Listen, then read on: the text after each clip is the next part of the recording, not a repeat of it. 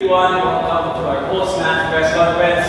Congratulations to the Warpress Foxes for beating the Zeus Coffee Thunderbells in 4 sets. The Warpress Foxes now have a 2-2 record and tie with Zeus Coffee and Akari. We have Coach Benson Bokbok and Trisha Tuyo. Coach Benson, congratulations for your first back-to-back win as a Warpress head coach after 4 matches. Ano yung nakikita mo sa team so far? After nung nalagal back-to-back and then itong nanalo na kayo ng 2 in a row. Okay. Ano yung naging karoon ng change? So nakikita natin kung paano sila gumagalaw, no? So pag may nakita tayong hindi maganda, hindi nag-aayon dun sa normal ng galaw, eh kailangan itama natin kagad yung direction. Yun yung nangyari kanina. Sa dalawang set, medyo off na off talaga. So yun yung mga bagay na ayusin namin kasi kailangan pa masanay silang lumaban at maglaro ng mas marami pang matches. Thank you. To Trisha, you got 28 points today. So what can you say about your team so far after 4 matches? Ingat, nag-umpis kayo dalawang shoot na talo. Pero ito, naka-dalawang shoot kayo para is makakakakaan kayo sa standings. Ano yung nag-change so far? Yun po, lahat po kasi ng talagang lapses namin is inaayos na po kagad namin sa training. Meron pa pong mga konti pero yun po, wino-work pa naman po namin para sa mga next game hindi na mangyari. Okay, floor is open. Trisha, 8 points, 4 points short ng player end. So masasabi mo bang so far this season you're you're in the best form na gusto mo for yourself or there's still a few room for you to kung may tataas pa, hindi ka pa like super satisfied? Actually po, everyday talaga, hinahanapan ko po yung sarili ko talaga ng progress talaga. So yun po, thankfully po, nakakapag-contribute ako sa team. Kaya alam ko na po marami pang kulang, so talagang wino-work ko pa po araw-araw. And for coach, kaya po kaya mo ba yung for the data-driven sa approach with coaching? So how are you implementing that in Farmfresh, or is it really a major adjustment for you coaching style in Farmfresh and your previous teams?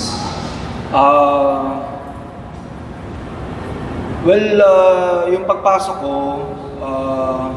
meron naman sila, oriented sila sa data. Pero baka hindi pa ganoon, saka hindi naka-integrate sa training. So we try yung ganung approach para hindi sila mabibigla pagka nag-demand tayo na hinanapan natin sila ng mga numbers. So training pa lang, pinupukpok na natin sila. Hanggang masanay sila ng hanggang masanay, eventually hindi na nila iintindi yun, automatic na lang.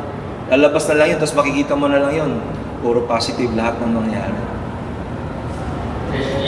Maganda yung simula mo this conference ng 4 games for Farmfresh. Meron bang may bago sa off-season na kumbaga sa preparation for itong mas mahabang college? Yun po, si Coach Bok po kasi talaga everyday pinupush niya po ako. So yung challenge ko na yun, talagang in-accept ko niya, yakap ko niya. And yun po, thankfully, nagagawa ko po yung role ko sa team. Coach, hindi lang masasabi niya kumbaga, even with ang dami pang out sa team, nag-expectation talagang maasa ka ng maasa na for you.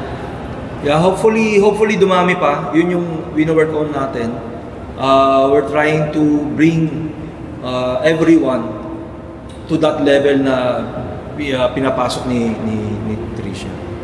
Coach, matanong lang din, with one more game kayo before itong break, siguro kamusta lang din ba yung mga ibang players na sa Pilipinas na kumbaga how close are they siguro sa making their debut for this team?